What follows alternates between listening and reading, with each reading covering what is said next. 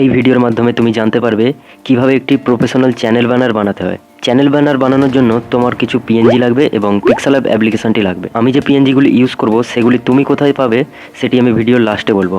সবার প্রথমে তুমি দেখো কিভাবে চ্যানেল ব্যানার বানাতে হয়। ওকে, তো পিক্সেল ল্যাবে চলে আসার পর এখান থেকে এই নিউ টেক্সটটিকে ডিলিট করে দিতে হবে। ডিলিট করে দেওয়ার পর এখানে ডান দিকে 3 ডটে ক্লিক করতে হবে, ইমেজ সাইজে ক্লিক করতে হবে এবং কাস্টমে ক্লিক করে ইউটিউব চ্যানেল ব্যানারটিকে সিলেক্ট করে নিতে হবে। সিলেক্ট করে নেওয়ার পর এখানে প্লাস আইকনে ক্লিক করতে হবে এবং ফ্রম গ্যালারিতে ক্লিক করতে হবে এবং একটি ব্যানার পিএনজি অ্যাড করে নিতে হবে। অ্যাড করে নেওয়ার পর এটিকে ফিঙ্গারে করে মুভ করলে হবে না, তাহলে কিন্তু সাইজে প্রবলেম আসবে।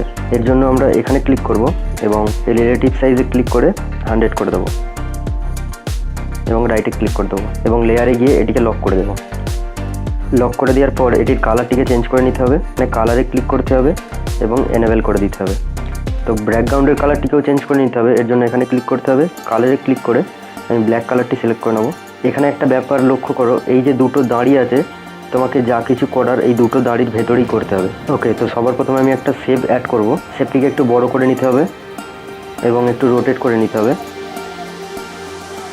রোটেট করে নেওয়ার পর এখানে টু ব্যাক অপশানটি যে আছে এতে ক্লিক করে দিতে হবে এবং লেয়ারে গিয়ে এটিকে লক করে দিতে হবে। এরপর তোমার যে চ্যানেল লোগোটি আছে সেটিকে অ্যাড করতে হবে। তো আমি আমার চ্যানেলের লোগোটি অ্যাড করে নিই। লোগোটি অ্যাড করে নেওয়ার পর এখানে যে সার্কেল অপশানটি আছে এটিতে ক্লিক করে রাইটে ক্লিক করে দিতে হবে এবং এটিকে একটু ছোট করে অ্যাডজাস্ট করে দিতে হবে। অ্যাডজাস্ট করে নেওয়ার পর এখানে যে স্ট্রোক অপশানটি আছে এটিকে এনেবেল করে দিতে হবে এবং শ্যাডোকে এনেবেল করে দিতে হবে এবং রাইটে ক্লিক করে দিতে হবে এবং লেয়ারে গিয়ে এটিকেও লক করে দিতে হবে। এরপর তোমার যে চ্যানেলের নামটি আছে সেটিকে এখানে লিখে নিতে হবে।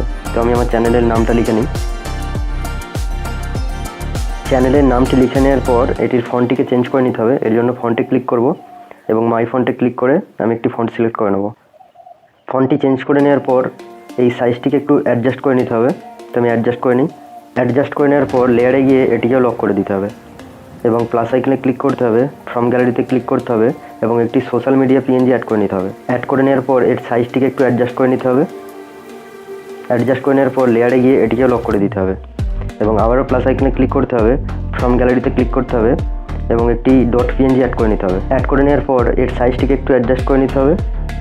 অ্যাডজাস্ট করে নেওয়ার পর এখানে যে টু ব্যাক অপশানটি আছে এখানে ক্লিক করে দিতে হবে এবং লেয়ারে গিয়ে এটিকে লক করে দিতে হবে এবং আবারও প্লাস আইকনে ক্লিক করব এবং ফ্রম গ্যালারিতে ক্লিক করব এবং একটি ইউটিউব লোগো পিএনজি অ্যাড করে নেব। অ্যাড করে নেওয়ার পর এর সাইজটিকে একটু অ্যাডজাস্ট করে নিতে হবে। অ্যাডজাস্ট করে নেওয়ার পর এটিকে এখানে এনে প্লেস করে দিতে হবে এবং এর শ্যাডোটিকে এনেবেল করে দিতে হবে এবং রাইটে ক্লিক করে দিতে হবে। ওকে, তো তোমার চ্যানেল ব্যানার রেডি। তুমি চাইলে আরও অনেক কিছু টেক্সট বা পিএনজি অ্যাড করতে পারো। আমি শুধুমাত্র একটা আইডিয়া দিলাম যে কিভাবে তুমি একটি চ্যানেল ব্যানার তৈরি করতে পারবে।